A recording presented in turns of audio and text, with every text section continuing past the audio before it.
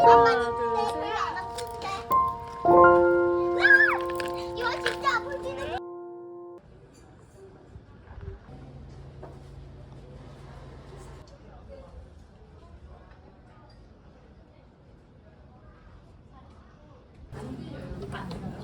안 된다는 의견이 있어서요. 마이크 오면 시작할게요.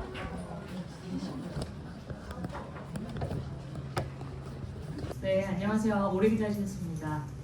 저희 오늘 김수현 작가의 북토크 속 깊은 무관심이라는 책 이야기를 같이 나눠볼 거고요. 오늘 이 얘기를 안 할 수가 없는데, 네, 한가람 작가가 노벨문학상을 받았죠.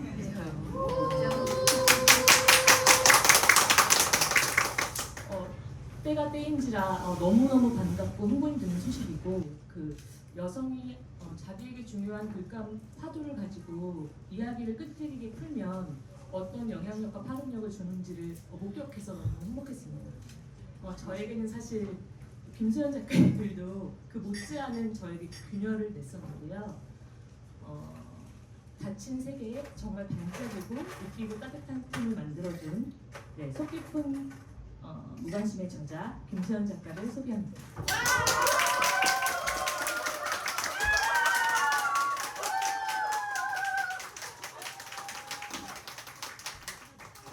예, 반갑습니다. 안녕하세요. 네, 제 소개를 다시 한번 드리면 속 깊은 무관심을 쓴 작가 김수현입니다. 오늘 이렇게 날씨가 오늘 너무 좋더라고요. 이렇게 좋은 날에 이 자리 와주셔서 너무 감사드리고, 제가 어저께 인스타에 너무 떨린다 얘기를 하면서 많이 웃겨드릴게요 라고 얘기를 했거든요. 그래서 좀 재밌고 즐거운 시간 보내다 가셨으면 좋겠습니다. 반갑습니다. 김수현 작가랑 처음 이 북토크 얘기 시작하기 전에 너무 떨린다 하나, 제발 안 울었으면 좋겠다, 이 두 가지를 저희가 굳게 다짐하고 이제 갔고요. 크게 북토크는 세 가지 파트로 진행이 될 예정인데, 첫 번째는 이제 저와 김수현 작가가 나누는 대담이 있을 거고요. 그 다음에 이제 여러분들, 독자분들이 궁금해하시는 이야기를 나누는 Q&A 시간이 있을 거고요. 마지막은 이제 소정의 상품이 들어가 있는, 네, 짤막한 웃기는 퀴즈 타임이 있을 겁니다. 네, 그렇게 세 파트로 진행이 되고요. 중간에 쉬는 시간은 아마 없을 것 같아서, 만약에 화장실 가시고 싶으시거나 그러면 이쪽 화장실은 이쪽이고요. 편하게 왔다 갔다 하실 수 있겠어요? 편하게 왔다 갔다 하시면 되고요. 비상구는 뭐 그럴 일은 없겠지만, 만약에 사고가 있거나 비상구는 이 뒤쪽에 마련되어 있습니다. 네, 그렇게 알고 이제 저희가 북토크를 시작하겠습니다. 이제 글빵, 어디인이 진행하고 있는 글빵 참여자들도 많을 텐데요. 모교 글빵이라는 만 35세 이상 여성들이 모여서 하고 있는 글빵에서 처음 이제 저희는 먼저 본 친구들도 있고요.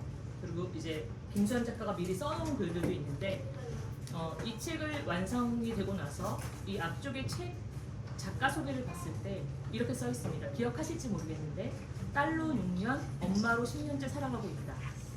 이 말이 딸로 6년? 어떤 생각을 하게 만들죠. 분명히 딸과 엄마, 어떤 관계, 가족의 관계에 대한 이야기가 펼쳐지겠구나라는 생각을 하게 되는데요. 김수현 작가님에게 이 이야기, 이 딸로 6년, 엄마로 10년째 살아가고 있다라는 이야기를 필두로 이야기를 어떻게 구상하게 되셨는지 한번 질문드리고 싶습니다. 처음에 제가 이제 이야기를 시작하게 된 계기는, 제가 이제 둘째를 낳고 약간 산후우울증처럼 약간 우울한 시기가 있었어요. 그래서 그 시기에 이제 제가 심리 상담을 받았는데, 보통 이제 심리 상담을 받았을 때 제가 들었던 얘기가 뭐냐면, 저희가 이제 육아 프로그램 같은 걸 보면 그런 얘기를 항상 하잖아요. 뭐 엄마 아빠의 사랑을 못 받고 자란 성인은 뭐 애정 결핍에 걸리거나 아니면 정서가 불안하다, 이런 얘기를 많이 듣는데, 그때 심리 상담 하셨던 분도 저한테 같은 얘기를 하시는 거예요. 그래서 그 엄마와 헤어졌던 그 기억 때문에 뭐 어떤 나무가, 그 집안이 약한 나무가 서 있는 것처럼 그 집안이 너무 약해서 어떤 내가 힘든 일을 경험을 하면 계속 그 일에 흔들리는 거다, 이렇게 말씀을 해주시더라고요. 근데 사실 저는 물론 심리 상담 하시는 분이 해준 말이라서 맞는 말이겠지만 되게 부정하고 싶었어요. 왜냐면 나는 내 의지로 당한 일인데 내가 그거에 아직까지 성인이 돼서도 그 과거에 계속 이렇게 원인이 되고 발목이 잡혀 있는 게 되게 부당하다라고 생각이 들었거든요. 근데 가만히 지어 생각을 해보니까 정말로 제가 그 엄마에 대해서 나의 그 과거 유년에 대해서 한 번도 진지하게 생각해 본 적이 없었던 거예요. 그래서 아 내가 이거를 그래 나는 심리 상담 필요 없어. 내가 내가 내 원인을 찾아보고 내가 해결을 해보겠어라는 마음을 가지고 이제 글을 그래서 쓰기 시작했던 것 같아요. 그래서 이 글을 뭐 누구한테 보여줘야지 했던 마음보다는 아 내가 무슨 문제가 있었지? 정말 문제가 있었나? 이런 것들을 한번 알아보고 싶었고 그러기 위해서 이제 글을 쓰게 된 것 같아요. 그 여기서도 그 작가의 어떤 캐릭터나 특징이 나타나는 것 같아요. 어떤 문제가 있을 때 그것을 배면한다는 건 저는 결코 쉽지 않다고 생각하고, 그러니까 그걸 글로 풀어낸다는 건 더 괴로운 일이라고 생각하거든요. 저는 좀 또 여쭤보고 싶은 게 글을 쓰면 분명히 그 커서가 깜빡이거나 그 빈 여백이 있을 때 내가 어떤 이야기부터 풀어내야 될지에 대한 고민이 될 텐데 가장 먼저 풀어냈던, 가장 먼저 써내려갔던 글들이 어떤 거였을까요? 처음에 썼던 글은 그 엄마와 헤어졌던 그 시점부터였거든요. 거기서부터 이제 이야기를 시작을 했었고 사실 이게 그 이야기를 처음에 이제 쓰기는 썼는데 2편 정도를 이제 먼저 썼어요. 근데 뭐 글을 배워본 적도 없고 써본 적이 없었기 때문에 이게 왜 횡설수설하게 막 글을 썼던 기억이 있거든요. 그래서 처음에 썼던 글은 엄마와의 헤어짐이 시작됐던 그 글을 먼저 썼던 것 같습니다. 그 글을 그 한 편이나 2편 이렇게 쓰는 것까지는 어쩌면 할 수 있을 것 같은데, 사실 이 앞단에 이제 독립출판도 했던 걸로 알고 있는데 그 지금까지 이렇게 끈질기게 글을 쓸 수 있었던 동력이 있을까요? 일단은 처음에는 제가 하고 싶은 말이 제 안에 너무 많아 있던 것 같아요. 그러니까 어떻게든 이거를 끄집어내야 내 속이 이게 좀 풀리는 느낌? 그래서 그 방법 하나로 제가 글쓰기를 선택했던 것 같고, 또 한 가지는 사실 이제 제가 아이의 엄마로 누군가의 아내로 아이를 키우고 이제 집안일을 하면서 생활을 하는데, 사실 사람이 일을 하다 보면 그만두고 싶고 좀 미루고 싶은 순간들이 있잖아요. 근데 저는 그걸 미루거나 그만둘 수가 없는 입장인 거예요. 그래서 나를 그냥 글 쓰는 사람을 1순위로 두자라는 생각을 항상 했었거든요. 그래서 나를 항상 그 자리에 갖다 놓아야 내가 어떤 그 엄마나 아내로서의 자리가 좀 비워지는 듯한 느낌을 받았어요. 그래서 내가 정말 쓸 얘기가 없어도 그냥 책상 앞에 앉아서 가나다라 바바사를 쓰더라도 그렇게 계속 나를 쓰는 사람 쪽으로 이끌었던 것 같아요. 네. 그러면 지금 이제 남편도 계시고 아이들도 있으니까 가족의 어떤 지원이나 그 조력이 무조건적으로 필요했겠네요. 네, 맞아요. 오늘도 엄청 열심히 도와주고 계셨는데 역시 어떤 토양이 있어야 그죠? 네. 꽃이 자라나는 것 같습니다. 그러면 한번 이 제목에 대한 얘기가 사실 많이 독자 질문에도 있었고, 속 깊은 무관심이라는 그 약간 어떻게 보면 모순되는 이야기, 이 모순되는 이 제목에 대해서 인상적이다. 이 안에 있는 어떤 글들과 너무나 잘 어울린다라는 이야기가 많았는데요. 이 제목을 선정하시게 된 그 과정과, 그리고 분명히 물망에 책을 만들다 보면 분명히 후보 제목들이 있거든요. 그래서 물망에 올랐던, 여기 오신 분들만 들을 수 있는 그 물망에 올랐던 제목들을 좀 알고 싶습니다. 저도 이제 이 책을 내고 나서 제목에 대한 피드백을 되게 많이 받았어요. 어떤 분들은 제목을 보니까 너무 읽고 싶어요 하시는 분들도 계셨고, 읽고 나니 제목이랑 정말 딱 맞는 내용이네요 하셨던 분들도 되게 많이 있었거든요. 근데 사실 이 속 깊은 무관심이라는 제목은 저희 편집장님께서 찾아주신 제목이에요. 제가 유치원 때 그 선생님이 손톱 깎아준 그 에피소드에 속 깊은 무관심이라는 그 대목이 나오는데, 그거를 이제 제목으로 채택을 해서 달아주셨고, 원래는 이제 가제가 되게 많이 있었는데요. 저희 이제 프롤로그에 부루라는 단어가 나오잖아요. 그래서 그 부루라는 단어를 가지고 부루의 세계라는 그 제목이 이제 가제는 아니었고, 그 제목을 달고 원고가 이제 왔다 갔다 했었죠. 저랑 이제 편집장님 사이에서 왔다 갔다 하다가 마지막에 이제 출판사 이제 내부에서 제목을 선정을 하시는데 처음으로 나왔던 제목은 온통 회색빛은 아니야 라는 제목이 나왔었어요.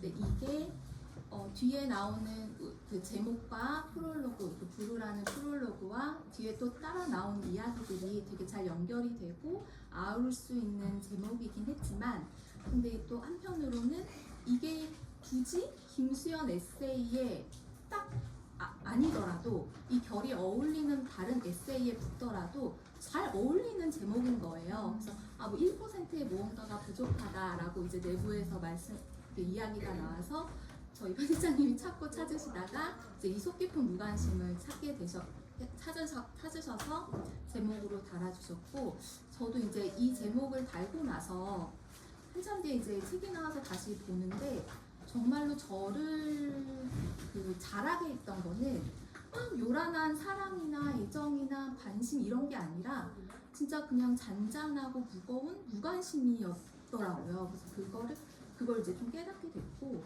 그래서 제가 이제 자라고 나서도 사람들한테 이 속 깊은 무관심이 얼마나 필요한가를 알게 되는 순간이 되게 많거든요. 그래서 그런 것도 좀 깨달을 수 있는 너무 좋은 제목이라고 생각합니다. 글이 써지는 과정은 온전히 작가의 몫이지만 사실 그것이 책으로 묶여서 나오는 건 편집자나 여러 가지 그 조력자들이 있는데, 그 편집자가 가장 아마 이 글을 애정을 갖고 자세하게 지켜보는 사람이라 아마 그런 좋은 제목을 내부하지 않나 싶네요. 지금 이 책을 보면 총 24편, 프롤로그랑 에필로그 포함하면 26편의 에세이가 들어있는데요.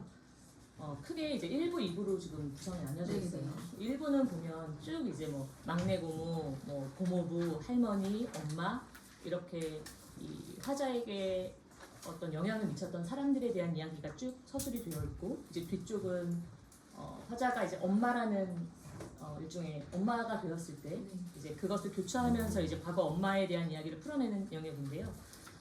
총 24편의 에세이를 어떤 의도로 배열했는지, 아니면 초기 그 기획 단계에서의 배열과 많이 틀어졌는지 그런 게 좀 궁금하더라고요. 그 초기에는 원고가 훨씬 많았어요.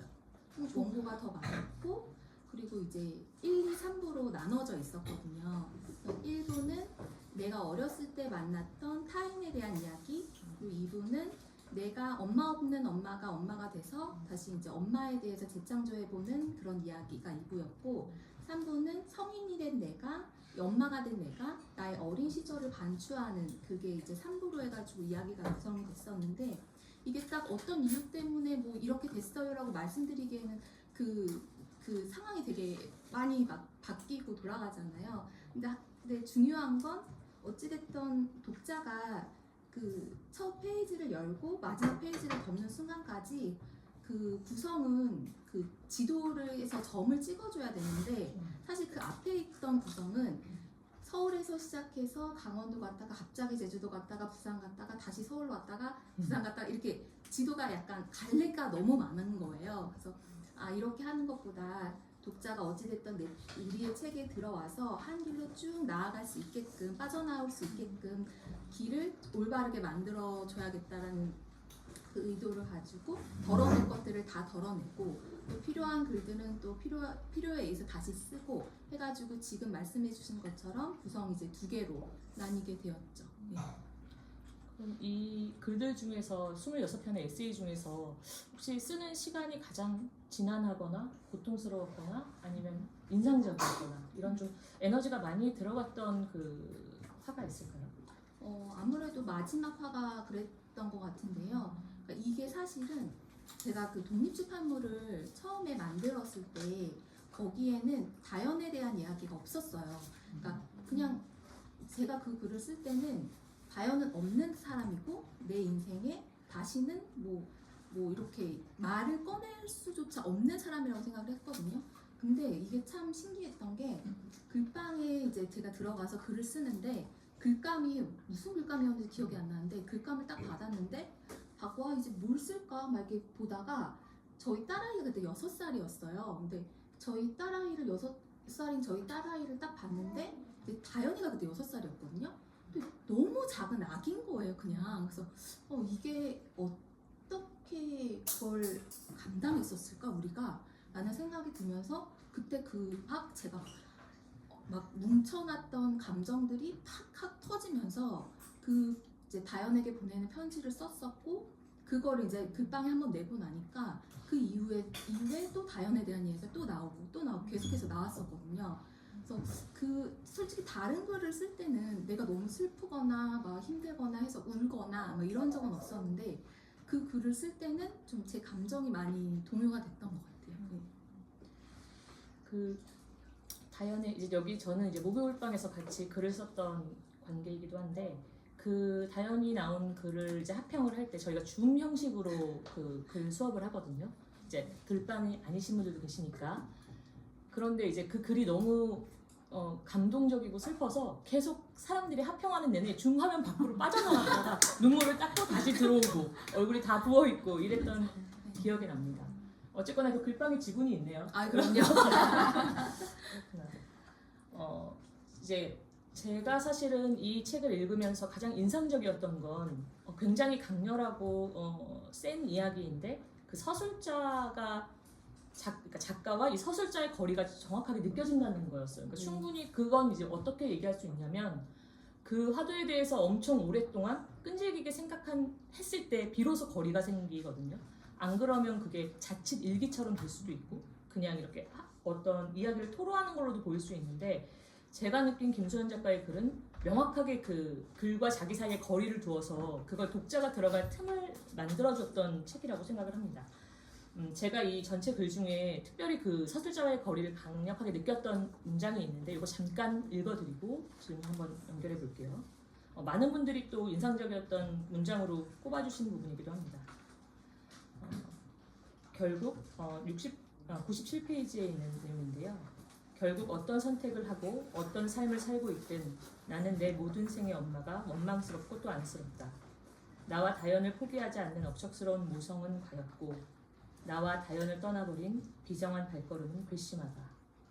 재봉틀 앞에 앉아있는 엄마를 일으켜 세우고 싶다가도 허리에 와라 매달리고 싶어진다. 내 주변을 배회하면 배회하던 모든 내가 서서히 사라지고 있다. 나는 다급히 그들을 불러세워 부탁한다. 엄마가 주먹을 꽉 쥘 때면 그 손을 가만히 잡아달라고. 그 빈 주먹에 조금이나마 온기를 불어넣어 달라고. 이 문장 읽을 때 그 감정이나 거기서 느끼는 어떤 정서들을 굉장히 객관적이고도 인상적으로 좀 표현했다라고 생각을 하거든요. 이 에세이는 기본적으로 자기 고백적인 속성이 있을 수밖에 없는데 이 에세이를 쓰실 때 그 서술자의 톤 아니면 이야기의 방식에 대해서 고민을 많이 하셨을 것 같은데 네, 그 이야기를 좀 듣고 싶습니다. 사실 제가 이 이야기를 써보자 하고 나서 처음에 한 글을 2편을 썼어요. 2편을 써놓은 상태에서 제가 이제 재취업을 하게 된 거예요. 재취업을 하고 이제 거의 한 반년 가까이 글을 완전히 놓고 있다가 어느 날인가 이 글을 다시 써야겠다라고 생각이 들어서 글을 봤는데 지금 말씀하신 것처럼 화자와 그 안에 주인공과 작가가 너무 붙어 있는 거예요. 그러니까 서로만 너무 슬픈 거예요. 이걸 읽고 있는 독자가 된 내가 전혀 들어갈 수 있는 틈이 없었고 그래서 제가 너무 당황스러웠죠. 얘는 왜 이렇게 슬퍼? 얘는 왜 이렇게 혼자 이렇게 울고 있지? 왜 이렇게 자기 연민에 빠져 있지? 라는 생각이 들었는데 근데 처음에 그 글을 썼던 저와 나중에 그 글을 보고 놀란 저 사이에 어떤 일이 있었냐면 근데 이게 좀 웃긴 얘기일 수도 있는데 그때 제가 회사를 다니면서 출퇴근길이 되게 멀었어요.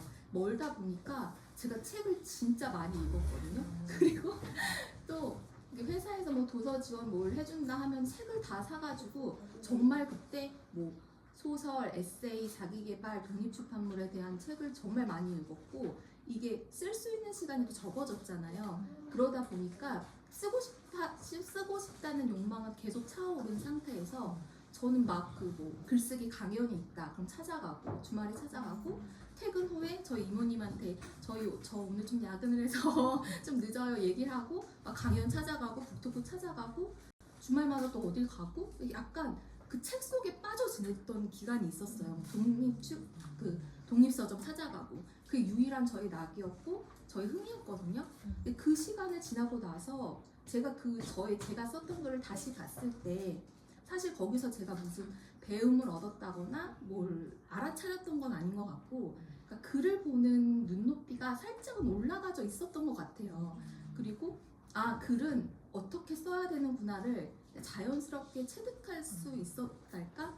그런 시간이 있었고, 그리고 글을 처음에 이렇게 쓰다 보니까 이제 엄마를 이제 천천히 이해되는 과정이 있었어요. 단순히 엄마가 나의 엄마가 아니라, 나는 그냥 그 사람의 딸이 아니라, 내가 만약에 엄마의 엄마라면, 엄마의 친구거나 뭐 언니거나 동생이라면 어땠을까? 막 이런 생각들을 많이 했었거든요. 그러니까 그런 생각들을 계속하고 글을 계속 쓰고 읽고 배우고 하다 보니까 좀 그 거리감이 어느 정도 생겼던 게 아닌가라는 생각이 들고, 처음에 사실 이 에세이를 쓰겠다고 생각을 했을 때 소설로 써볼까라고도 생각을 했었어요. 왜냐면 그 소설 속 그 픽션에 저를 감추고 싶었던 것 같아요. 그래서 내가 나라는 존재를 좀 감추고 이걸 소설로 써볼까라도 생각했는데, 사실 이 이야기는 저는 에세이로 써줘야 맞다라고 생각을 했어요.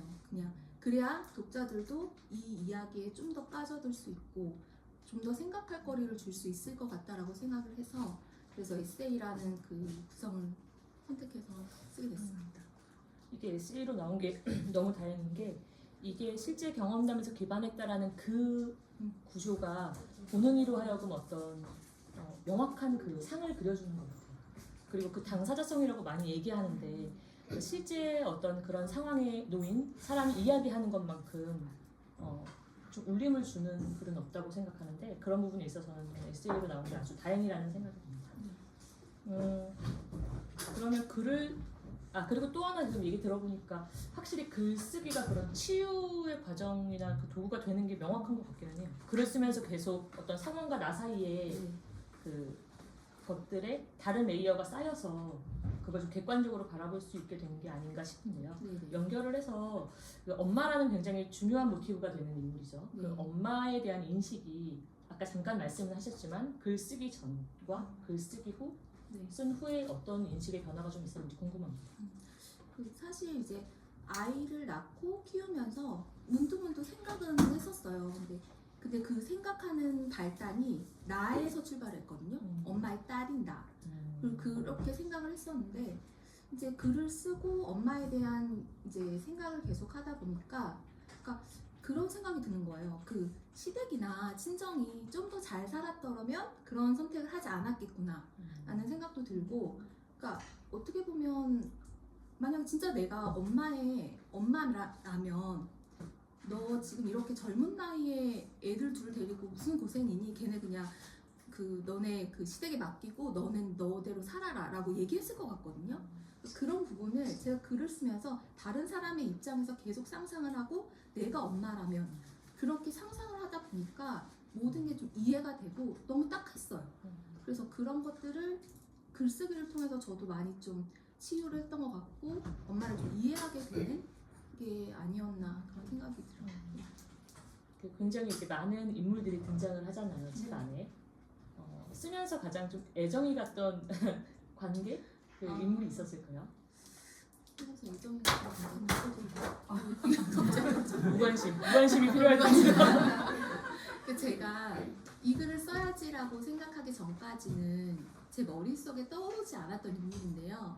여기서 그 희연 언니라고 언니가 나와요. 근데 제가 가만히 생각을 해보니까 맞아, 나한테 이런 언니가 있었지 라는 생각을 딱 들게 하더라고요. 그 언니가 어땠냐면, 저의 투정과 그런 그 짜증과 이런 거를 엄마처럼 다 받아줬어요.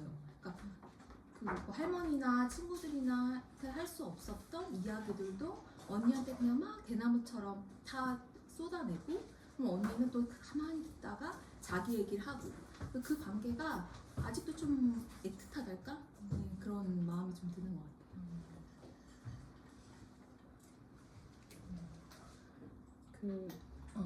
중간중간 이게 근데 수연 작가의 되게 힘이라고 해야 되나요? 그런 어떤 굉장히 아프고 쓰린 이야기를 담담하게 푸는 것에도 탁월한데 사실은 굉장히 유머러스한 부분이 있고 어떤 상황 묘사를 굉장히 리얼하게 눈앞에 그려지는 것처럼 하는 경우가 많은데 확실히 그 원숭이 조련사 막내 고모 보니까 네, 저희 고모. 파라리 고모의 네, 그거. 네 맞아요. 작가에게 좀 웃음, 유머, 어떤 상황에서 좀 호쾌하게 이렇게 웃어 넘길 수 있는 그 지점에 대한 강점이 있는 것 같은데 그 작가에게 유머라는 뭔지 얘기를 한번 들어보고 싶습니다. 그러니까 이 질문을 사전 질문을 받았을 때도 질문이 있었어요.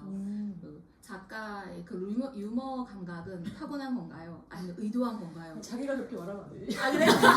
자기 입으로. 그렇게 질문이 왔었는데 저는 이제 의도했다는 말이 무슨 말일까? 이게 이해가 잘 안 되는 거예요. 그러니까 약간 이런 걸 생각하신 것 같아요. 왜 그 나는 우울해 보이지 않겠어. 밝은 모습만 보여줘야지 해서 막 애써 밝은 척하는 그런 친구들이 있잖아요. 근데 생각해 보면 저도 그랬던 것 같아요. 그랬던 것 같은데 사실 제 모습을 떠올려 보면 그게 의도만으로는 그 정도까지 까불 수도 없는. 그러니까 엄청 막 좀 기질부터가 약간 좀 단순하고 제가 누굴 이렇게 바라보다가 그 사람을 놀리고 싶어서 막 안 달라는 지점이 있는데 약간 타고난 것도 있고 저희 그 막내 고모의 그 훈련을 통해서 제가 정말 그 기억니는 춤 아세요? 혹시? 강남점. 그걸 정말 20가지로 치울 수가 있거든요. 저희 고모 맨날 알려주셔가지고 그 기질을 좀 받아가지고 좀 까부는 성격이라고 해야 될까? 좀 그렇게 자란 것 같아요. 네. 그러면서 글을 읽을 때도 그래서 모드 전환이 막 되면서 훨씬 이 책 안의 내용이 어느 한 곳으로 이렇게 수렴돼서 빠지지 않고 좀 입체적으로 중간중간 보게 되는 것 같아요. 네네. 막내 고모님은 오늘 안 오셨나요? 안 오셨고 제가 이제 전화를 했어요. 가족들이 많은 거. 네, 했더니 아우 김 작가 잘 나간다. 근데 저희 가족 너무 웃긴 게 책을 이렇게 내면 그래 수연아 다현이 잘 지낼 거야 막 이렇게 안 하세요. 그래서 김 작가 몇 부 나갔대? 막 이러고 다음 책 빨리 내야지 막 이런 스타일이세요. 그래 이거 뭐 약간 이런 느낌이시고 그냥 그런 식이세요. 막 약간 네. 그 막내 고모나 고모부라는 캐릭터도 좀 인상이 남고요. 네 맞아요. 여러 가지 그 인상이 남는 은지? 은지요. 제가 네, 맞아요. 친구도 캐릭터 기억이 나고 여러 가지 좀 캐릭터들이 너무 그 애정에 기반해서 입체적으로 그려져 있어서 캐릭터들이 굉장히 살아있는 그런 에세이라고 생각을 합니다. 이쯤 돼서 이제 한번 작가님이 가장 사랑하는 문장? 네. 이 책을 쓰면서 이 글을 쓰면서 사람들이 가장 하고 싶었던 말? 한번 읽어보겠습니다. 저는 그 17페이지에 그 부분이 제가 좀 좋아하는 문장이기도 한데요. 가난은 너무 쉽게 진다. 쉽게 꺾이고 쉽게 가라앉고 너무나 쉽게 뱉기를 들었다. 햇볕에 말라버리면 그만인 빗물에도 쉽게 자신의 자리를 내어주었다. 가져갈 것도 없는 곳에서 거센 비가 악착같이 휩쓸고 간 자리엔 가낭마저 텅 비어 있었다. 이 문장을 저는 좀 좋아하고 또 다른 문장은 73페이지 이 부분이 이제 희연 언니가 저한테 이제 달려오는 그 부분이거든요. 수연아 언니는 내 이름을 꼭 2번씩 불렀다. 빨간 실내화 가방이 요란하게 흔들거렸다. 대충 담은 실내화가 가방 위로 삐쭉 올라와 있는 것도 모른 채 손을 힘차게 흔들며 달려오던 언니. 오후빛에 바다 노랗게 물든 운동장. 언니의 뜀박질에 따라오던 모래바람. 아무렇게나 집어든 갈색 외투. 친구도 아니고 가족도 아닌 그저 아는 언니뿐이었지만 그래서 더 특별했던 한 사람. 누군가 내게 손을 흔들며 저렇게 뛰어오는 모습을 보고 싶어서 나는 매일같이 언니를 기다렸는지도 모르겠다. 이 부분도 제가 되게 좋아하는 문장이고요. 107페이지에 그 은지한에게 썼던 그 부분도 저는 사실 이 부분이 제가 사람들한테 하고 싶었던 얘기였던 것 같아요. 쓰고 나서 돌이켜보니 그래서 읽어보면 있지. 나 아이도 둘이나 낳았어. 신기하지? 가끔 아이들은 내 존재를 나 스스로 알아차리게 만들어. 나는 엄마 없이 못 살아. 이런 말을 둘째가 내 목을 끌어안으면서 서슴없이 해. 엄마도 나는 이렇게 마창구치고는 정작 마음속에 품고 있는 말은 삼켜. 아가, 엄마가 없어도 충분히 살 수 있단다. 엄마가 없는 사람도 뭐든 할 수 있단다. 하는 그런 말. 여기까지가 제가 좋아하는 입니다. 네, 이야기, 뭐 그날의 풍경 그런 것들이 너무나 잘 그려지는 문장들인 것 같습니다. 이제 그러면 이제 글빵에 관한 얘기로 한번 넘어가 볼까요? 네네. 지금 이 글 여기도 아마 그 글빵 어린이 하고 있는 글빵에 참여하시는 분들이 좀 계실 텐데 처음 아마 이 책이 나오게 된 글 대부분이 아마 거기서 좀 네, 맞아요. 써진 걸로 알고 있는데 글빵 처음에 어떻게 참여하시게 됐는지 말씀해 주세요.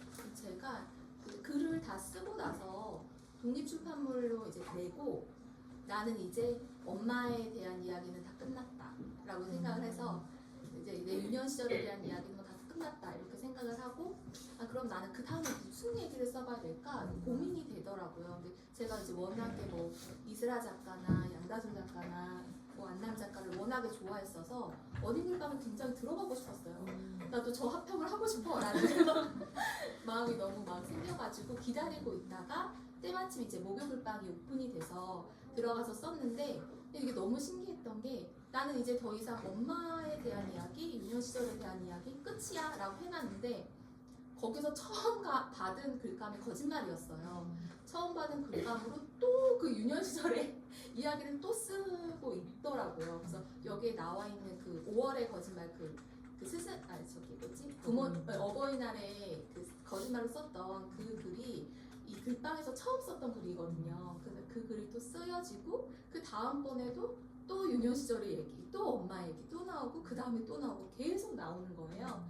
그래서 이게 내 안에서 아직도 이게 계속 끊임없이 이야기가 나오고 있구나라는 걸 이제 글빵에서 좀 알게 됐고 거의 거기서 이제 쓰여진 글들이 또 좀 모여져서 이 소깊은 무관심의 토대가 된 것 같아요.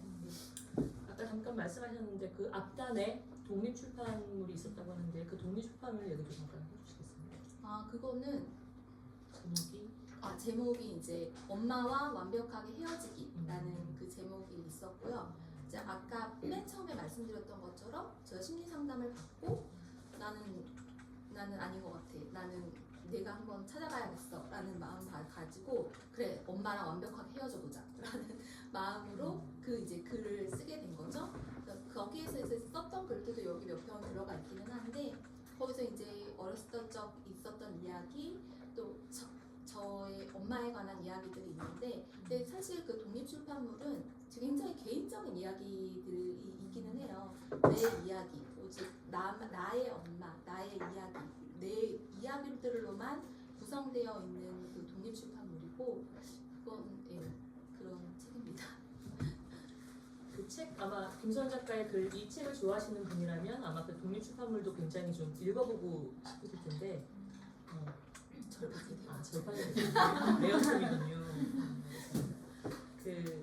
이 글빵에서 이제 그 과정을 좀 말씀드리면 어린이 이제 글감을 하나 정해주시면 그걸 이제 뭐 어떤 글빵은 1주, 어떤 글빵은 2주 동안 그 글에 대한 글을 쓰고 줌으로 이제 그 글빵에 사람들이 모여서 하나씩 그 글을 난도질하게 됩니다. 이 글로 느낀 점, 어떤 부분들이 아쉬웠다, 또는 이제 어떤 부분들이 너무 괜찮았다. 이런 얘기들을 이제 신랄하게 나누는 자리인데요. 이게 차라리 오프라인에서 하면 서로 이렇게 호흡도 느껴지고 표정도 보이니까 좀 뭐랄까 신경을 쓸 텐데 이게 좀 줌이라는 그걸로 하게 되면 서로 이렇게 툭툭 이제 잘 비평을 하게 돼요. 그래서 아마 이거 굉장히 내밀한 이야기들도 포함되어 있었고. 네. 그 많은 사람들과 함께 합평이라는 과정을 하면서 글을 그러니까 퇴고를 하거나 수정을 하는 경우도 많았는지 그 합평의 과정들이 실제 글을 쓰는데 어떤 역할을 했는지 좀 듣고 싶습니다. 사실 되게 신기한 게 글빵에서는 제가 어떤 글이라도 다 쓰게 돼요. 그러니까 이게 내 안에 다른 사람들한테 정말 보여줄 수가 없을 것 같은 글인데 이상하게 여기서 다 이렇게 내보이게 되거든요. 근데 이제 한 가지 재밌었던 거는 글을 쓰고 작가 혼자, 글 쓴 사람 혼자 이번엔 너무 잘 썼다. 이거 진짜 사람들 막 어디 칭찬받고 나는 사람들 다 칭찬하고 이제 끝났다 해가지고 그걸 이제 올려요. 근데 이제 막 평이 저희가 듣는 최악의 평은 평범하다거든요. 평범하다 이런 띵 머리가 이렇게 되는 거예요. 그래서 아 정말 이 글 쓴 사람이 혼자 내 글에 취해서 허우적거릴 때 제 머리채를 잡고 거기서 확 빼주는 사람들이 이 동료들이구나라는 생각을 많이 했었고요. 그래서 그 글을 이제 막 수정을 해서 또 이 책이 또 나오게도 됐고 어떻게 보면은 진짜 이 글이 저희 동료들의 합평으로 또 만들어진 글이라고 봐도 무방할 것 같다는 생각을 해요. 그 합평을 할 때 글을 쓰는 사람은 절대 자기 변명을 할 수가 없거든요. 그러니까 사실 이런 의도로 이렇게 쓴 거다 또는 너가 지금 잘못 읽은 거다 이런 식의 얘기를 할 수 없는데 그러니까 이제 계속 억누르면서 듣게 되는 그게 억지로 듣게 되는데 그게 이제 실제 글은 그러니까 독자들은 작가랑 만나지 않잖아요. 그러니까 독자들이 느끼는 그 느낌의 그대로를 이제 인식해야 되기 때문에 이제 작가는 변명을 할 수 없는데 그 기억들이 납니다. 네. 그 기억도 나네요. 그 이제 계속 김수현 작가가 일종의 엄마 아니면 가족의 관계에 대한 얘기를 써내려고 할 때 어떤 누군가가 계속 너무 주제가 비슷한 것 같다 이렇게 얘기할 때 어딘이 그런 평을 해줬던 것 같아요. 쓰고 싶은 얘기가 끝날 때까지 끝까지 계속 써라 이렇게 얘기했는데 저는 그 말도 굉장히 인상적이었습니다. 네. 그래서 중간에는 또 여러 가지 그 지금의 그러니까 원 가족이 아닌 이제 새로 꾸린 네, 가족에 대한 이야기도 많이 들어갔던 것 같아요. 그렇죠? 네, 맞아요. 그래서 사실 저도 이제 독립출판물로도 글을 썼고, 근데 사실 이 글빵이 아니었으면 다연의 글은 안 나왔을 거라고 생각이 들거든요. 그러니까 결국엔 이거를 계속 쓰면 쓸수록 새로운 이야기, 어떤 이야기가 계속 나오고, 근데 저도 이걸 계속 쓰다 보니까 제가 매주 글빵에 갖고 가는 주제가 항상 비슷한 것 같은 거예요. 그래서 아 이게 좀 안 될 것 같은데 하고 이제 저희 가족과의 이야기나 뭐 이런저런 이야기를 항상 이제 들고는 가는데 그게 있나 봐요. 그 글쓴이의 어떤 분위기나 그 문체에 가장 어울리는 이야기 주제가 있거든요. 그러니까 저는 그게 약간 유년 시절에 어떤 그 약간 슬픈, 약간 뭐 좀 애잔한, 약간 이런 거에 톤이 맞춰져서 그런지 항상 그 외의 글을 들고 가면 좋은 평을 못 받아요. 아이고 참 이렇게 다른 이야기도 좀 써야 되는데 어렵다 이런 생각을 하고 있습니다. 그게 좀 그 이제 저희끼리는 이제 사실 그 거기서 글을 쓰는 사람들은 글을 좋아하고 자기 이야기를 하고 싶어하는 사람들이지만 이걸 묶어서 책으로 낸다는 건 또 완전 다른 얘기인 것 같거든요. 네. 그 내 이 수신자가 그러니까 완전히 많아지는 거니까. 그래서 어떻게 이걸 출판을 열심히 하게 됐는지 그냥 거기서 이렇게 했던 습작들이 아니라 이걸 가다듬고 다듬어서 사람들 앞에 이 책을 이제 내보여야겠다라고 생각하게 된 계기가 좀 궁금합니다.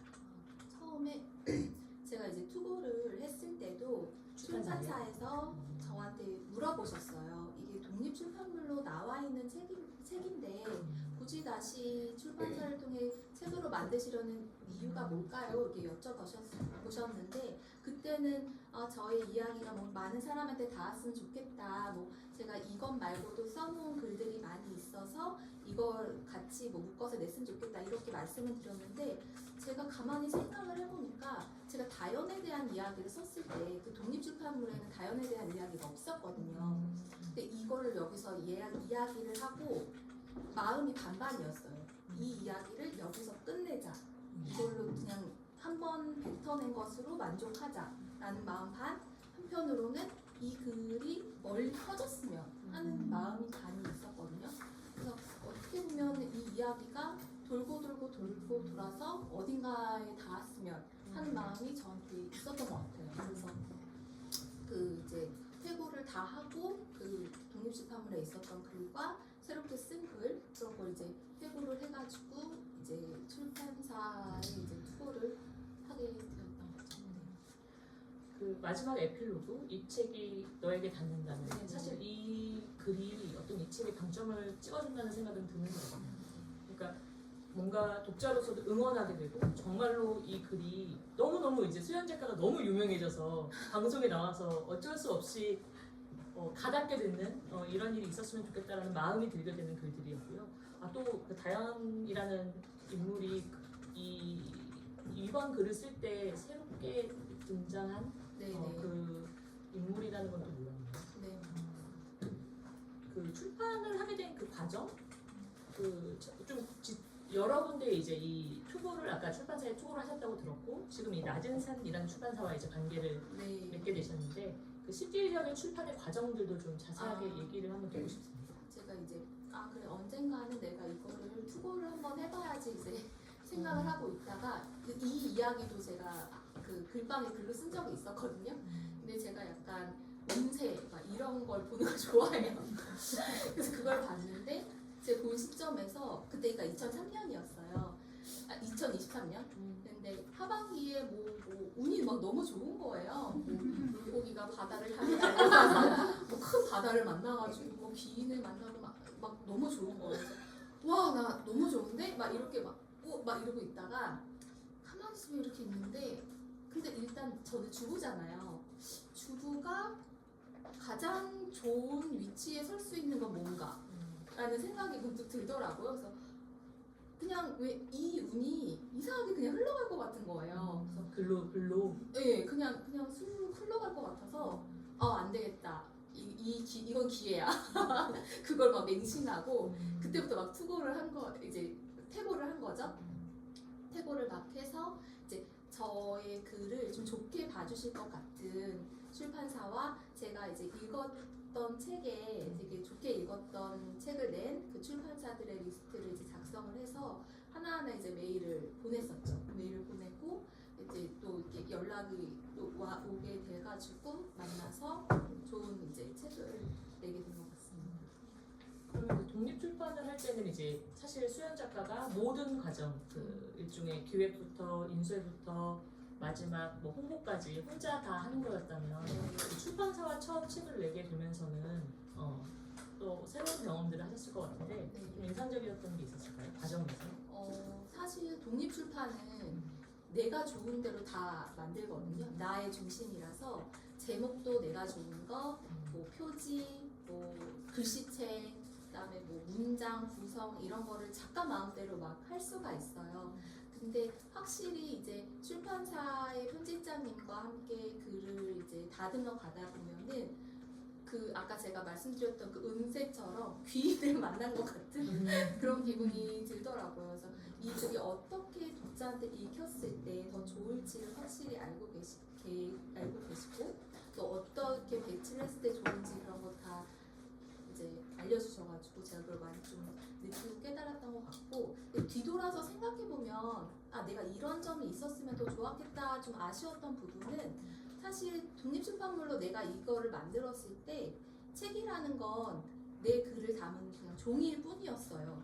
근데 이제 투고를 할 때는 이게 상품이다라는 생각을 좀 하고 투고를 해야 맞는 것 같아요. 그래서 어떤 독자한테 읽히고 내가 이걸 어떻게 팔 것이며 그리고 이거를 어떻게 홍보할 것이냐도 물어보는 데가 있거든요. 어떻게 홍보할 것이냐. 그러니까 이게 단순히 책이 아니라 하나의 상품군이라는 생각을 해야 되고 또 한 가지는 작가 자신도 상품이 돼야 돼요. 왜 내 책이 나와서 매대에 올려졌을 때 그 주변에 있는 책들이 순수 작가가 쓴 책이 아닌 경우가 굉장히 많거든요.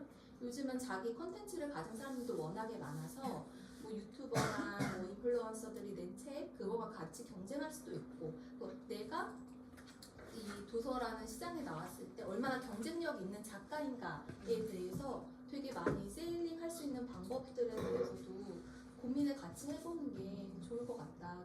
제가 그게 되게 모자랐고 저도 되게 못하는 부분이라 지금 조금 많이 안타깝긴 한데 그걸 좀 많이 생각해 보시면 좀 더 좋을 것 같아요. 홍보를 하실 때.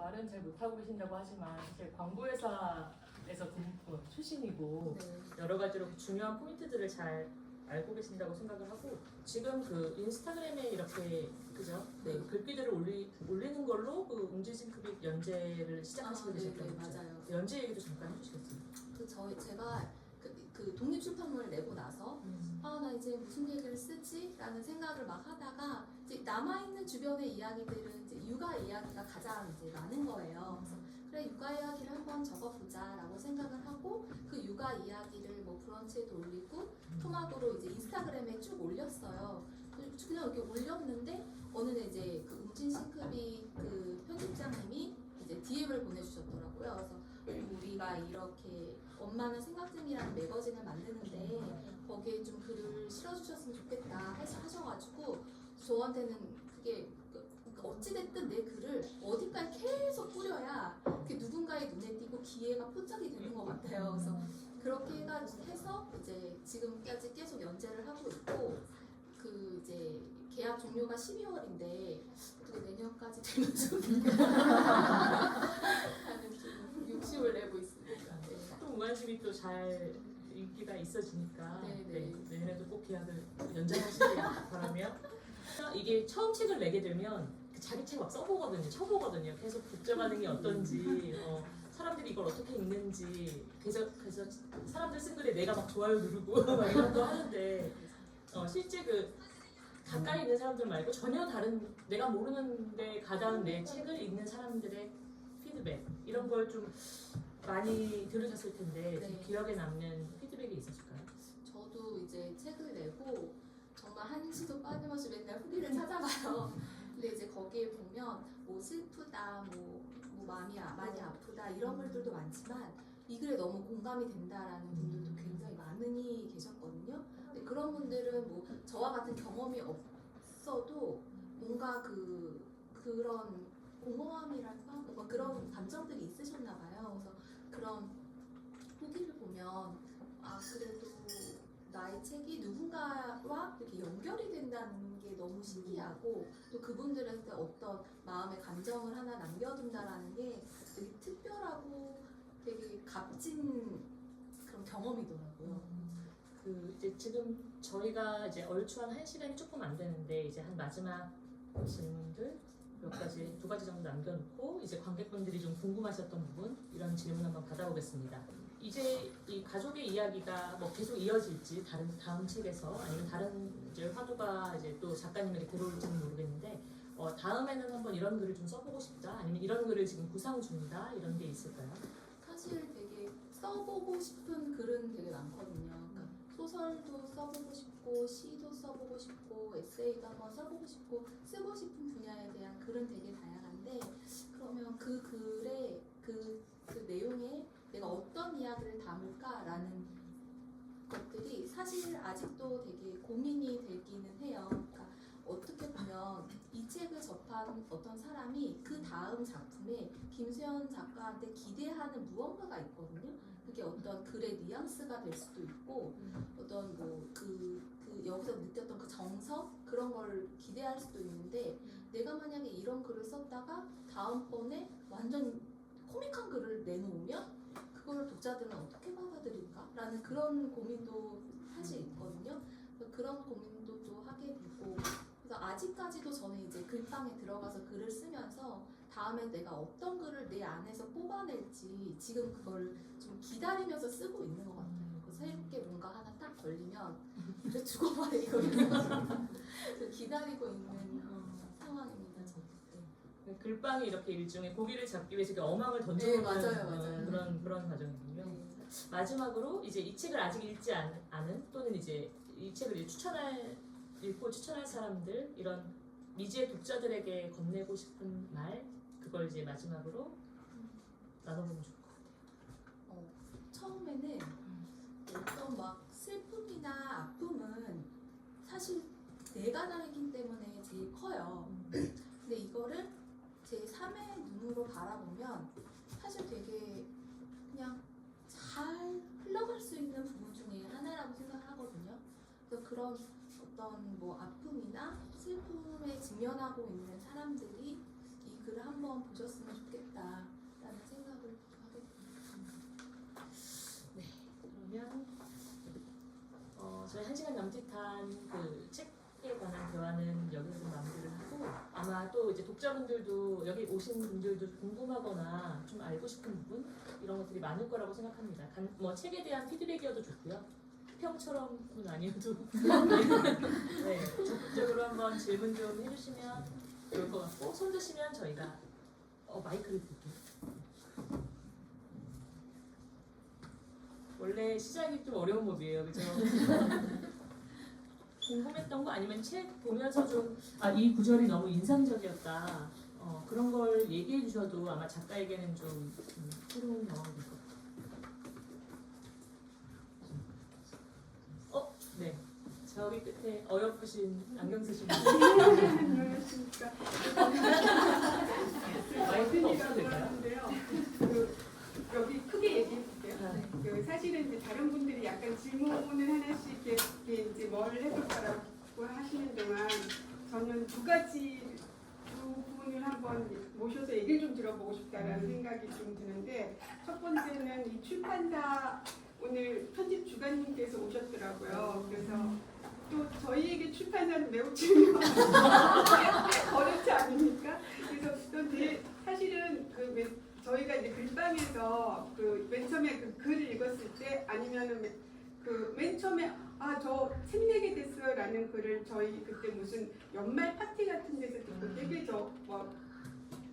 좋아했던 기억이 나는데 그때 김수현 작가가 되게 많은 데 투고했다고 그래서 너무 멋지다. 사실 그렇게 이렇게 서너 군데 하고 나서 이제 사실은 출판사가 하는 말이 선생님 글을 매우 잘 읽었는데 저희 출판사의 이제 방향이나 이런 거랑 약간 맞지 않아서 점점점 이렇게 이제 받으면 되게 일기소침해지잖아요. 근데 과감하게 막 계속 했던 김수현 작가 너무 멋지다라고 생각했었는데 그때 그 글을 낮은산 출판사에서 되게 빨리 만나자 이렇게 말씀을 해주셨다라고 저는 이제 제 기억이 맞다면 그렇게 듣고 만났다고 그리고 생각보다 사실 출판사로 원고가 넘어가면 꽤 기존 출판사가 이렇게 내야 되는 리스트업이 있기 때문에 천천히 진행이 되거나 하는데 생각보다 되게 빨리 나왔던 것 같아요 책이. 그래서 되게 좋았던 기억과 경험이 있어서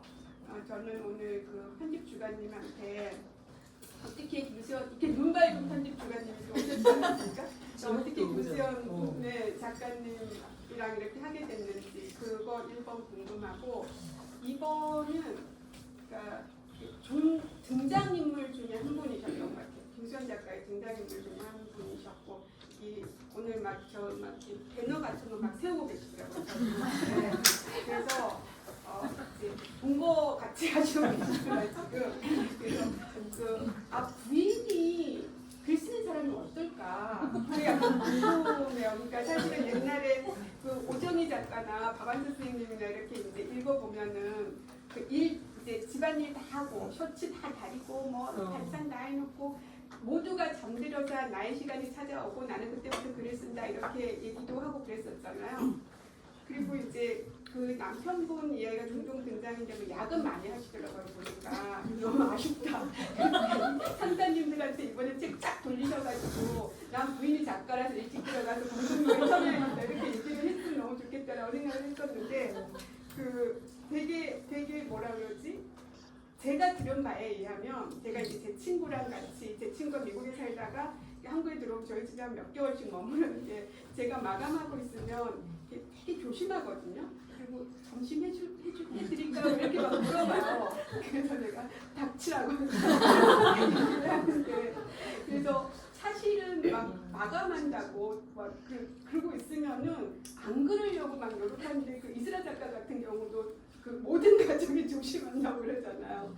그러니까 대단한 일 하는 것처럼 그런 안 그러려고 하는데도 그렇게 되는 뭐가 있는 거예요. 마감에 임박하면은. 그래서 남편분은 이 위험한 동거인과 어떻게 일상을 살아가고 있는지 그 두 분의 이야기를 좀 듣다 보면 다른 분들도 질문이 이제 이렇게 하실 시간이 이제 나오지 않을까 싶어서 제가 먼저 두 분을 초대해서 이야기를 좀 들어보고 싶습니다.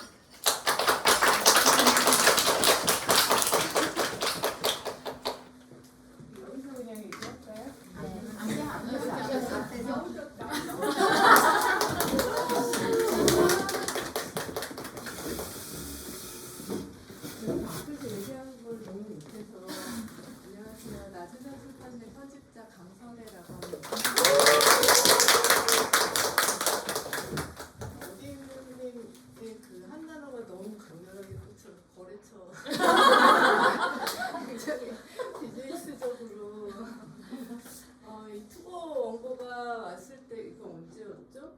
제가 거의 바로 작년 예, 오래 고민을 안 하고 좀 급한 마음으로 연락을 드렸었던 게 이제 이제 투건과 저희 같이 이제 작은 출판사에 많이 들어오고 제 업무에 되게 큰 이제 부분을 차지하는데 뭐 아무리 이제 그 들어올 때의 뭐 소개라든가 뭐 저희 출판사 내지 않는 뭐 자기계발서, 주식, 뭐 강남에서 뭐 내 아이의 뭐 사교육 성공한 이야기 이런 것도 이제 들어오는데 이분은 우리가 무슨 책을 내는지 조금이라도 검색을 하고 투고를 하신 건가라는 생각이 들 때조차도 한두 편은 꼭 읽어보는데 김수현 이제 작가님 원고를 받았을 때 이거는 이 사람만 할 수 있는 이야기이다.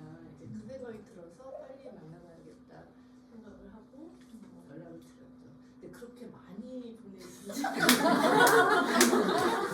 저희가 픽을 당했다고 생각했는데 굉장히 많이 보내셨어요. 잘 밝혀졌네. 저도 좀 궁금한데 연락이 또 온 애들이 좀 있었나요? 아니 제가 처음이었나요? 처음에 오고 이후에 몇 분 빨리 움직인다고.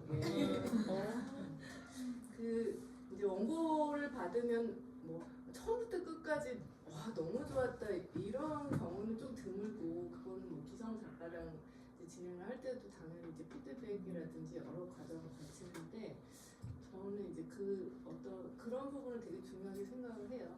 이 사람만 쓸 수 있는 이야기인가? 이 사람 이름을 달아야만 이 이야기가 통하는지 다른 사람도 쓸 수 있는 이야기인지 그게 한 문장만 있으면 안 놔두려고 해요. 설사 출간으로 이어지지 않더라도 이 사람이 앞으로 이 문장을 쓸 수 있었던 그 아까 낭독해주신 부분 중에 그 가난에 대한 어떤 제목도 저한테는 이제 굉장히 인상적이었고 처음 읽었을 때부터 편집하는 과정 내내 계속 남아있던 문단이었는데 이 이제 가난이라고 하는 어떤 굉장히 관념적일 수도 있고 또 되게 그 육체적일 수도 있는 어떤 단어를 이렇게 표현할 수 있구나. 그리고 이 사람은 본인의 어떤 경험으로 자신만이 이제 표현할 수 있는 어떤 언어를 이제 가난이라고 하는 단어에 담았구나. 그래서 그 대목 때문에 사실은 만나보고 싶었고, 그리고 이제 원고가 오고, 뭐 이제 그 구성이라든가 여러 가지 것들 이제 뭐 피드백을 하는 과정에서 사실 제가 중간에 조금 실패했다고 좀 생각을 했어요.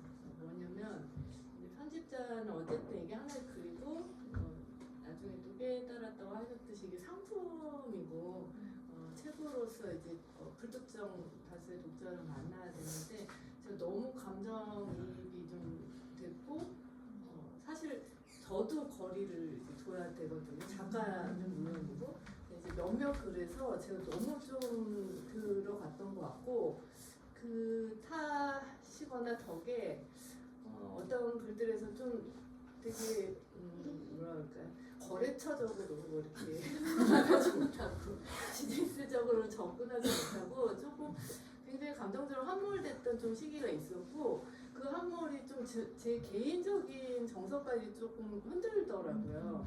어떤 한 사람이 나한테 글로 너무 깊숙이 이렇게 들어와서 닻을 내렸는데 이게 나를 되게 좀 뒤흔드네. 그러니까 조금 특이한 경험이었어요. 이제 뭐 제일 첫 독자가 되는 거기도 한데 편집자는 그 과정에서 중간쯤에 이제 정신을 좀 차려야겠다.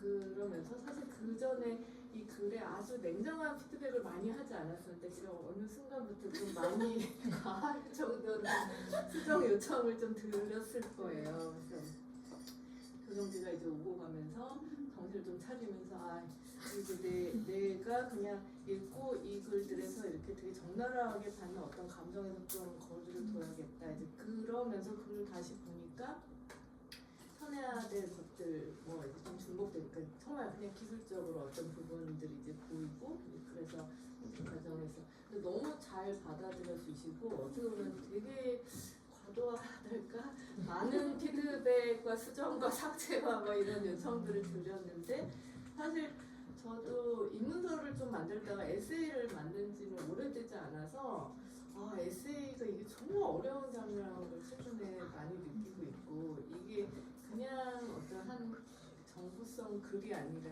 한 사람 삶과 너무 밀착된 글이다 보니까 피드백을 할 때 사실 굉장히 감정 노동이 많이 들어가더라고요.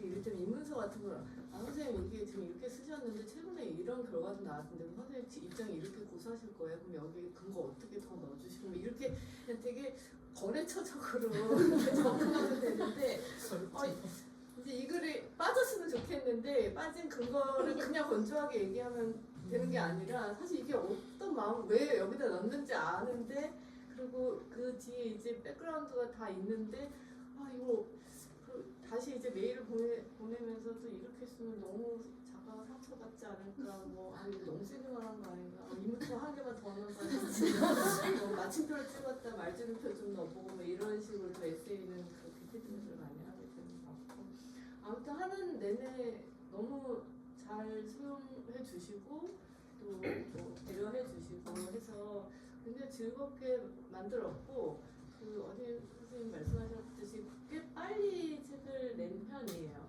그래서 다른 원고들도 있고 했었는데 좀 빨리 내고 싶다는 생각도 들었고 마지막에 이제 원래 에필로그로 쓰인 글이 아닌 그 다연에게라는 글로 왔던 아마 책방을 글방에서도 합병을 했었던 글인 걸로 알고 있는데 그 글에 제가 좀 되게 감정적으로 좀 많이 소개했었고 이 책이 어떤 역할을 할 수 있다면 한 사람을 잃어버린 어떤 동생과 다시 연결되는 역할을 만약에 한 권의 책이 할 수 있다면 이건 편집자로서도 또 작가 글을 쓴 작가로서도 이보다 더 감격스러운 일은 없겠다. 그래서 이제 그 글을 마지막으로 좀 배치를 하고 이게 좀 이 글이 이 책이 그 한 사람을 좀 잘 찾아갔으면 좋겠다. 그런 간절함을 사실 저도 담았고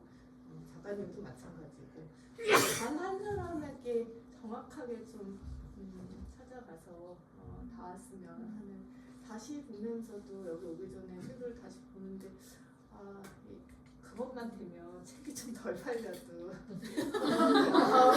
너무 큰 해소가 될 것 같은데 이런 마음이 들었어요. 근데 저도 되게 특별한 경험이었고 특별한 어떤 그 이야기를 가지고 있는 작가와 또 책을 만들게 돼서 너무 영광이었고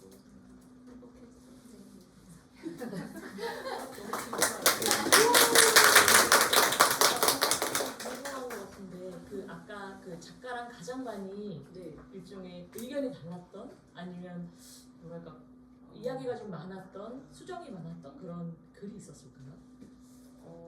이제 좀 제가 냉정을 되찾고 앞으로 이제 좀 보다 보니까 그리고 글이 되게 묘한 게요.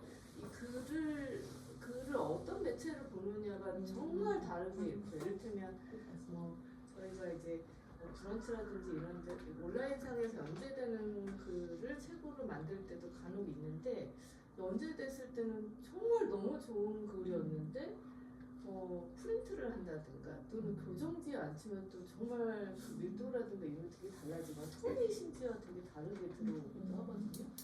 그래서 어디에 이제 그 글을 처음에 이제 보고 그다음에 A4용지에 이제 출력을 해서 내부에서 회의를 해서 출간을 할 것인지 이런 이제 회의를 하고 그리고 이제 1교지, 2교지 이런 식으로 이제 과정이 흘러가는데 그 교정지도 이제 그 횟수를 더해 갈수록 이제 처음에는 아니 이런 게 어떻게 지금 3교지까지 남아있지 이런 경우도 있고 이제 가장 글을 많이 좀 수정하게 되는 경우는 이제 PC 교정이라고 해서 한글 파일이나 워드 파일에서 이제 최대한 교정지에 그래도 그 정도 완결된 상태의 글로 넘어갈 때인데 그때 이제 수정 요청을 조금 드렸었고 그리고 교정지에서 이제 보면서 수정드리는 거는 많이 그 자기 본인 경험에서 거리를 두었지만 저도 또 다시 읽다 보니까 여전히 좀 축축하고 척척한 부분들이 많이 남아 있었어요. 그래서 그런 부분을 최대한 쳐서 좀 더 담백하게. 근데 생각보다 독자분들은 되게 거리를 두고 썼다라고 또 받아들여 주셔서 다행이다 싶었고 그런 부분들을 좀 많이 편했고 이제 어떤 같은 시점으로 이제 돌아가는 이야기들이 조금 많다 보니까 조금 중복된다거나 편집자들은 좀 그런 감각이 있거든요. 한 페이지 안에서 같은 단어, 같은 수식어 이런 게 나오면 일단 막 사이렌이 울리고 뭐라도 조금 다른 뭐 형용사든 부사든 서술어로 좀 바꿔주려고 애를 쓰고 그리고 중간에 이제 좀 그 부분 요청을 드린 적이 있는데 어떤 나의 감정이나 그러니까 정말 직접적인 감정에 대한 얘기를 할 때 감정 형용사 부사를 아예 쓰지 않아요. 뭐 웃다, 슬프다 뭐 이런 단어는 아무것도 전달하지 못하기 때문에 그런 단어를 전혀 사용하지 않고 지금 그런 부분들을 되게 잘한 대목들이 많이 있죠. 그 대목들이 처음 투고했을 때 와락 이제 눈에 띄었었고 사실 처음에 딱 제가 너무 막 감탄하고 흥분했던 글들이 마지막까지도 계속 힘을 가지고 있더라고요. 그것도 되게 신기했어요. 엎치락뒤치락 하다 보면 그게 좀 달라지기도 하는데 제가 되게 애정하는 그 몇 편은 처음부터 끝까지 일관되게 굉장히 이분들은 되게 독특하다. 김수현 작가의 여러 편들 중에도 다음 글 지금 이제 그런 글들이 너무 특화돼 있어서 다른 글 잘 안 풀린다고 이제 하셨는데 저는 계속 책을 쓰기 위해서라면 이제 좀 다른 이야기를 끌고 나오셔야 될 거고 아마 또 그런 걸 편집자가 하기 때문에 제가 됐든 또 책을 읽은 눈 밝은 그 편집자들이 책 안에는 늘 본인은 작가는 모르지만 편집자한테는 다음 책이 숨어 있거든요. 또 그게 좀 발견되기를 기대하고 있겠습니다.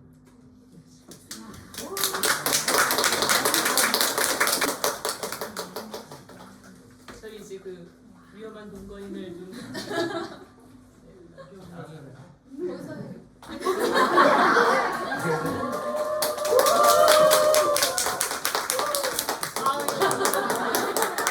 오랜만이에요?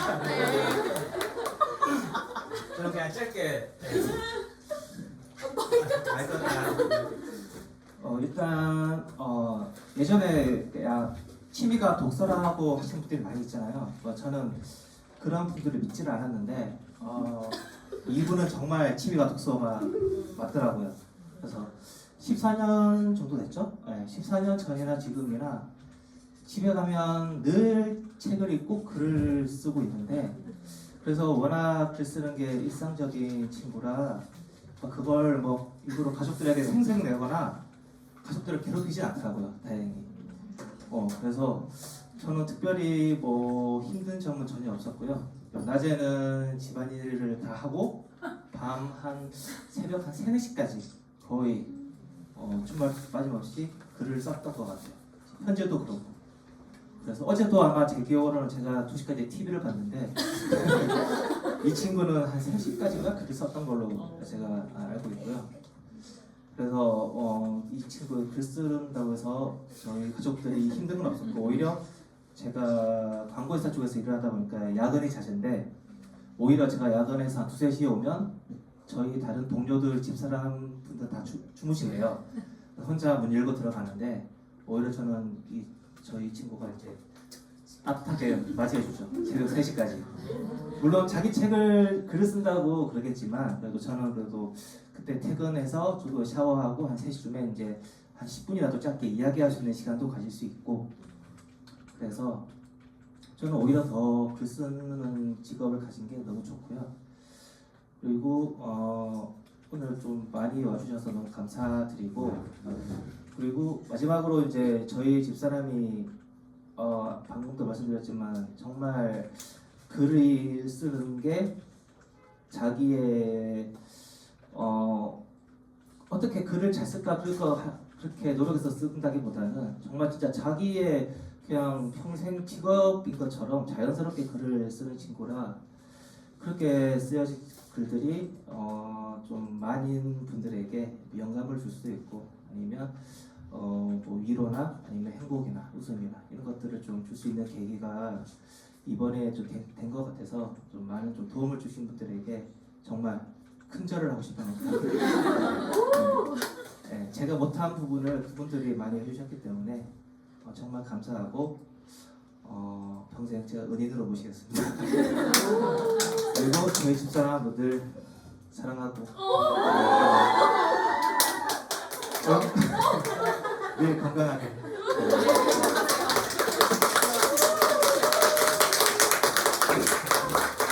지난 여운이 있는 두 분의 말씀 잘 들어봤고 추가로 혹시 궁금한 부분이나 작가에게 건네고 싶은 말이 있으실까요? 네, 저기 하얀색 옷 입으신 분. 사실 울것 같아서 말을 손을 들다 말까 고민을 했는데 저는 일단 수연 언니를 이제 20살 때부터 안 이제 동생이에요.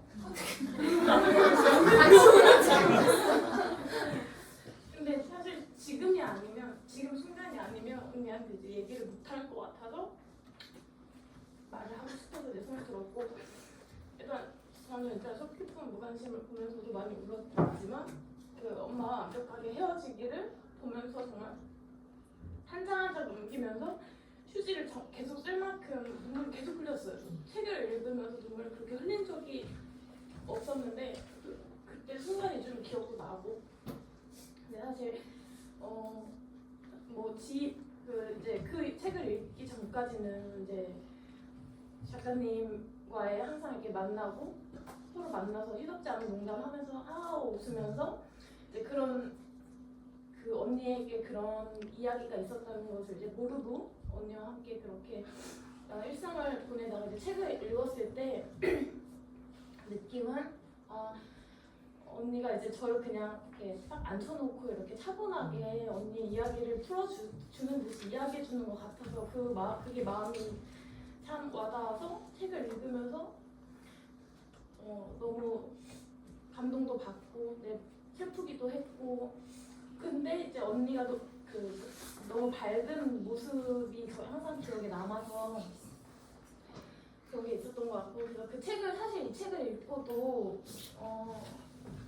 그 뒤로도 이제 자주 만남을 하면서 사실 제가 나이가 그렇게 많지는 않지만 아직 인생에 그런 지혜나 연륜이 없기 때문에 만나서 쉽게 제가 섣불리 하는 그런 이렇게 질문이나 아니면 위로나 이런 한 마디조차도 뭔가 상처가 될 수 있거나 아니면 좀 신뢰고 무례가 될 수도 있다는 생각에 만나서도 이 책에 대한 이야기를 한 번도 한 적이 없어요. 지금까지도 뭘 물어보거나 언니 그랬었구나 뭐 고생 많았다라는 말도 못했어요.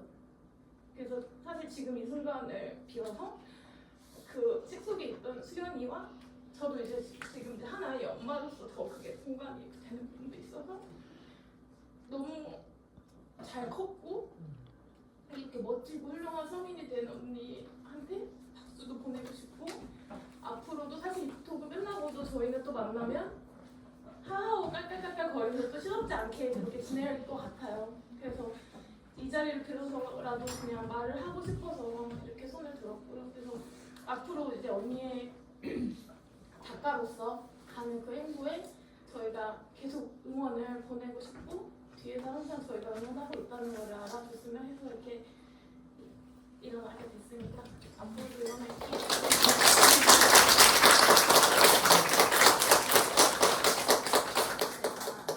지금 입고 있는 어렵잖아. 입고 있는 옷이 이쁘잖아요. 그걸 만드신 사장님이세요. 힐링이네요. 엠본이나 그 수연 작가 주변에 그 속 깊은 무관심이라는 딱 그 말에 어울리는 지인이 아닌가 싶네요. 왜냐면 책 나오고 나서 한 번도 그 얘기를 안 했다고 하는 게 안 울기로 했는데 깨졌네.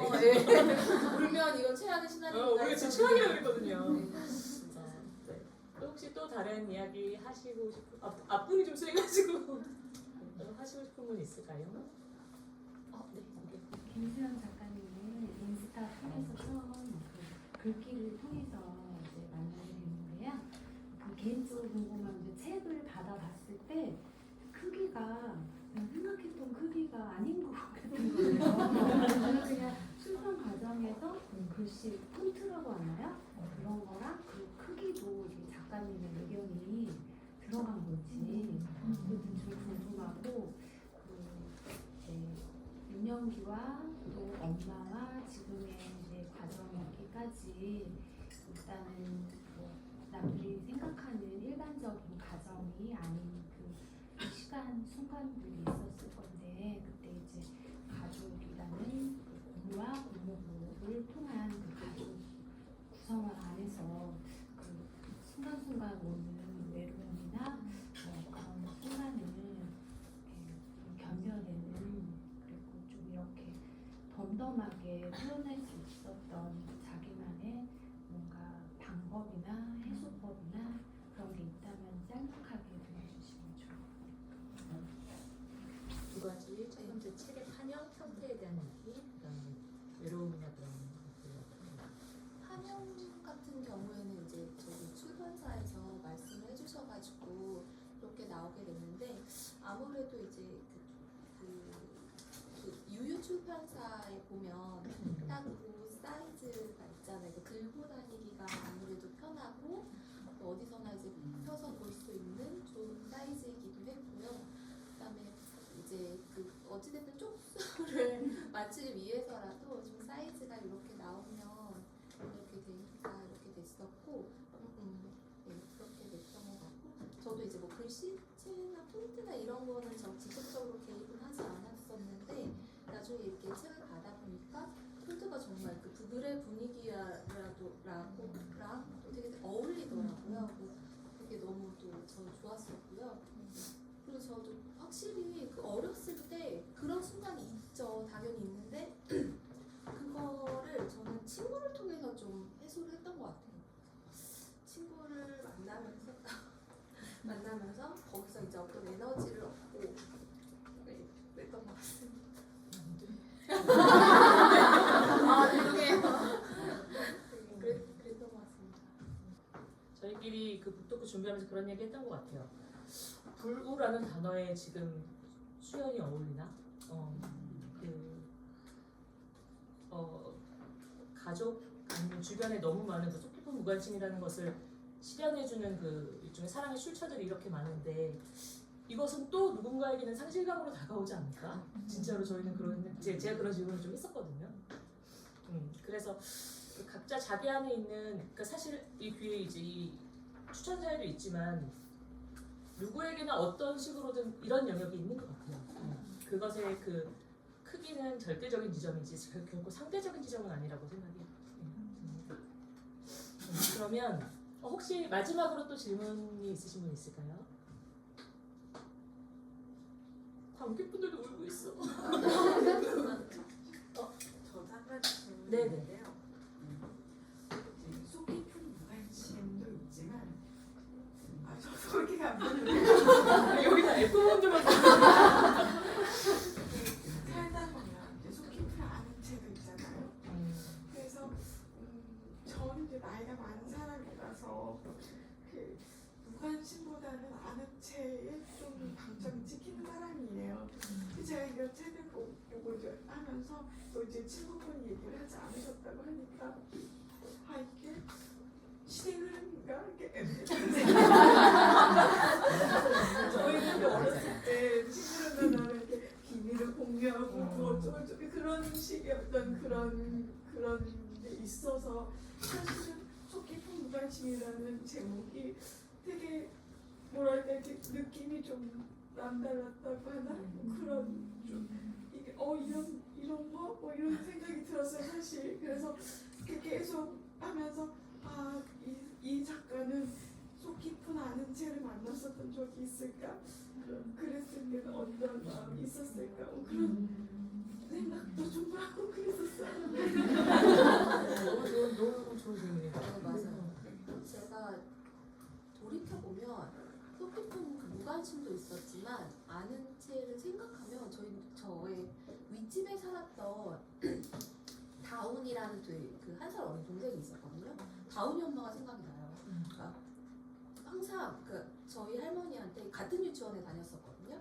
맨날 이렇게 내려와가지고 수영이 내일 준비물 뭐래요? 이렇게 이 얘기를 해주시고 가세요. 그러니까 뭐 특히 기억이 나는 게 그날 이제 한복을 입고 가야 되는 날이었거든요. 근데 이제 할머니 대신에 그분이 저를 데리고 가서 시장에서 한복을 사주셨어요. 근데 그 한복을 이렇게 입혀가지고 그 저고리를 이렇게 탁탁 그냥 매주시는데 그 얼굴이 지금 말씀하신 그 속 깊은 아는 채가 아닌가라는 생각이 약간 들기도 하고 항상 어딘가에 그분이 살고 있는 그 지점에 한 군데에 저라는 그 인식이 조금씩 갖고 있었던 것 같아요. 그래서 얘한테 이게 필요할 것 같은데 그러면은 뭐 와서 전달해 주신다거나 그런 일도 있었고 그게 방금 말씀하셨던 속 깊은 아는 채라는 생각이 갑자기 또 드네요. 네. 2탄으로 속 깊은 아는 체. 네. 그러면 이제 시간이 어느 정도 돼서요. 저희 이제 마지막 남은 이제 웃기는 관객 시간 남아 있는데요. 총 5문제 정도에서 아마 이 책을 좀 인상 깊게 읽으셨던 분이나 잘 기억하고 있는 분은 누구나 맞힐 수 있는 문제들이고요. 상품이 있습니다. 상품이 바로 무려 그 보이세요? 안에 눈물을 닦고 얘기하는. 요 안에 들어있는 네. 나중에 얘기할까? 네, 그러면 저희가 5문제 정도 냈는데 이 5문제 하고 서로 공유하고 마무리하는 걸로 할게요. 일단 객관식과 주관식이 섞여 있고요. 5번까지 있는 객관식은 꼭 마지막까지 들으신 후에 네, 정답을 외쳐주시는 분에 가장 빨리 외쳐주시는 분에게 선물을 드리도록 하겠습니다. 1번은 조금 난이도가 있는데 이 책에 등장하는 수연이네 할머니의 이름은? 1번 아니 1번 윤복희 2번 윤옥길 3번 윤봉길 4번 윤옥분 5번 윤은옥 정답! 네, 4번 윤옥분 정답입니다. 기억이라서 그래요? 지하철에서 읽고 왔어요. 여러분 잠깐만 바로 그 레어템 독립출판물 정말 책을 쓰시라고 인덱스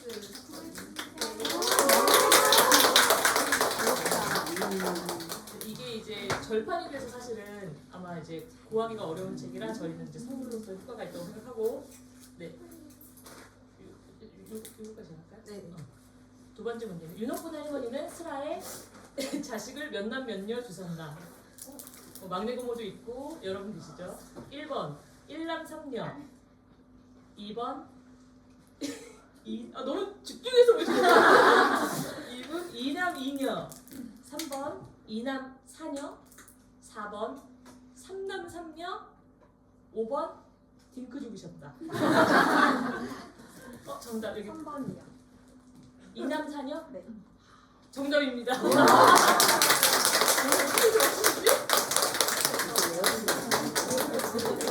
누구인지 아세요? 그 고모가 네 분이라고. 맞아요. 아빠랑 작은. 네. 맞아요. 저는 이 문제 내면서 이거 저희가 못 맞추실까봐 페이지도 이렇게 하실 수 있는 페이지도 알려드렸는데 그 필요가 없네요. 대단한 문자분들을. 네, 이거 마지막 3번 문제 드릴게요. 막내 고모부가 어린 수연에게 사다 준 것으로 수연 마음속 100점을 주게 된 과자는? 아니죠. 1번 하리보 젤리 2번 새우깡 3번 빼빼로 4번 쫀득이 5번 새콤달콤 정답.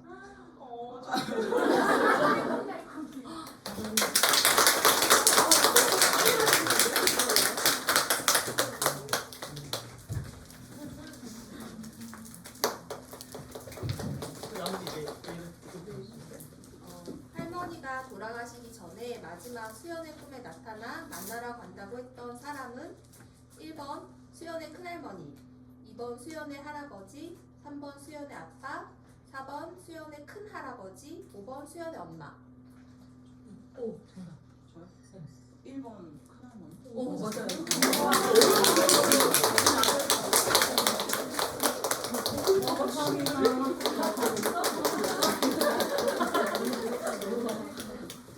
이제 5번은 이거 진짜 어려운 문제고 주관식이거든요. 수연이 첫째 원산을 낳았을 때 유해한 바이러스의 이름은? 메르스. 오!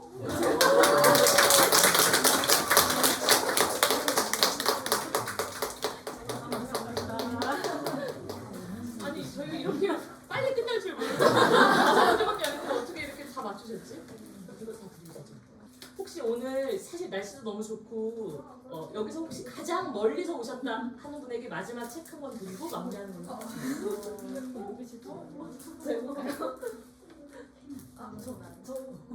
저일 것 같은데 혹시 다른 지역에서 오신 분 계실까요? 말해주세요. 네? 말해보세요. 저는 경북 영주라는.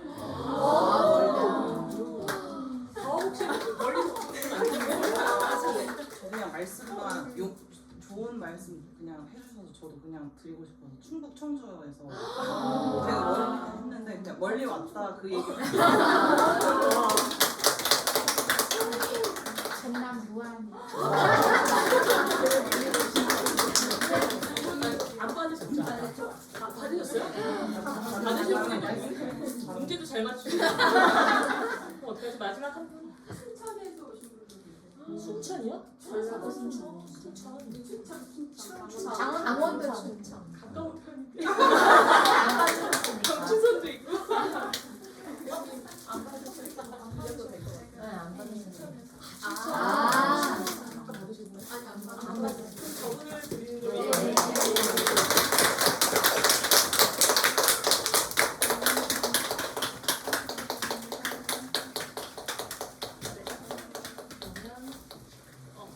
네, 그러면 이제 저희가 준비한 보토크 근데 저 말씀드릴 거 있어요. 순천에서 오신 분 받으셨잖아요. 지금 시애틀에서 줌으로 접속하시는 하트를 드리는 걸로.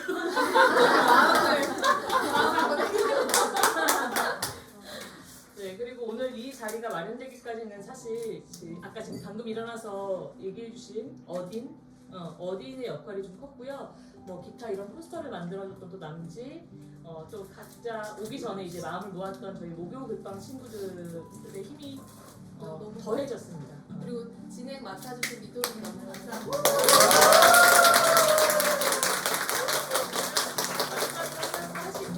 토크 마무리하는 걸로 할게요. 모두 감사합니다.